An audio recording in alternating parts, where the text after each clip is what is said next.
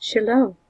Today we're going to look at a Bible code about one of the most famous events in the history of the nation of Israel, and that's their deliverance from bondage in Egypt. And so it's primarily found in Exodus chapter 15, and I've called it a violent deliverance.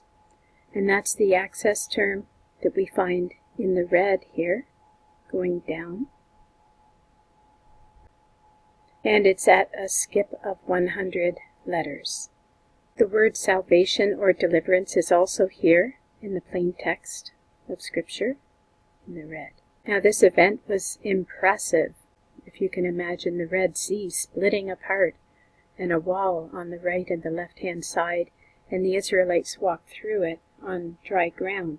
We do have the word impressive in the pink, going down. This event brought great praise or renown to Yahuwah as the Elohim of Israel. Fame is here in the blue, the darker blue, going down diagonal.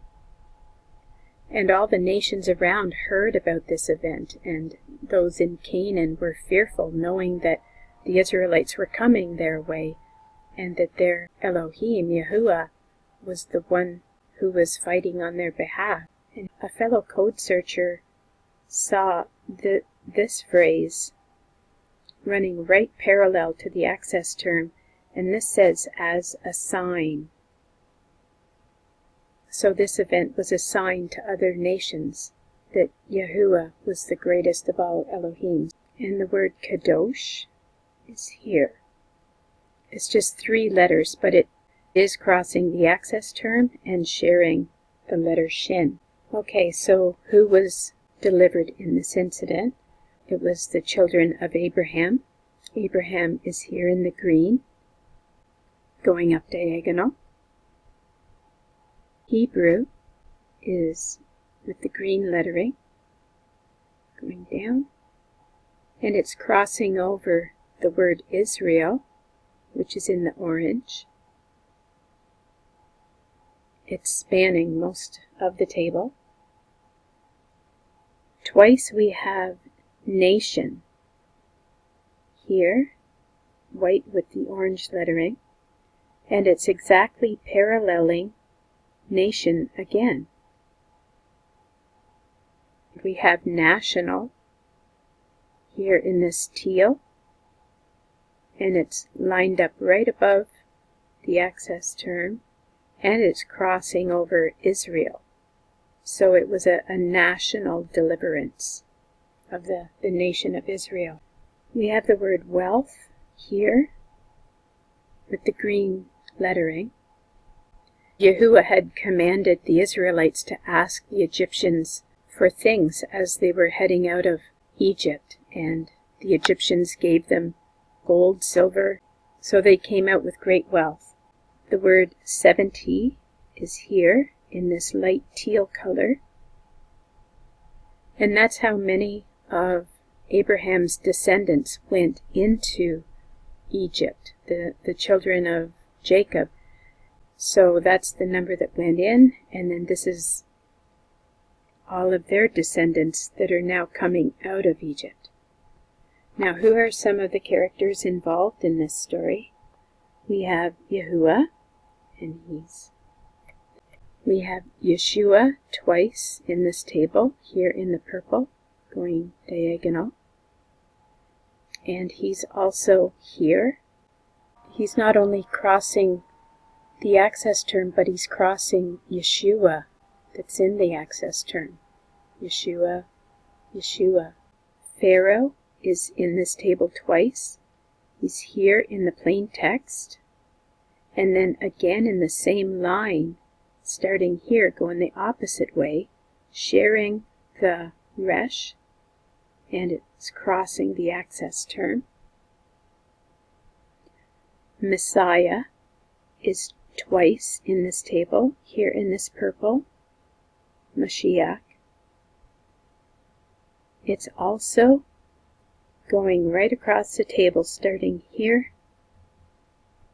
in the purple, and it's crossing the access term and ends here.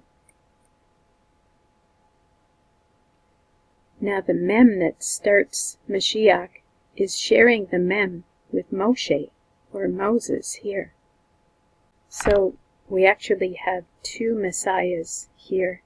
We have Moshe, Moses, and Yeshua. They're both deliverers. We also have Miriam here in the pink, and that was Moses' sister. Later in this chapter, it talks about her playing the tambourine during the Song of Moses. In this yellow, going up diagonal, it's sharing some letters and some other words, but that's the word for mediator, or mediation.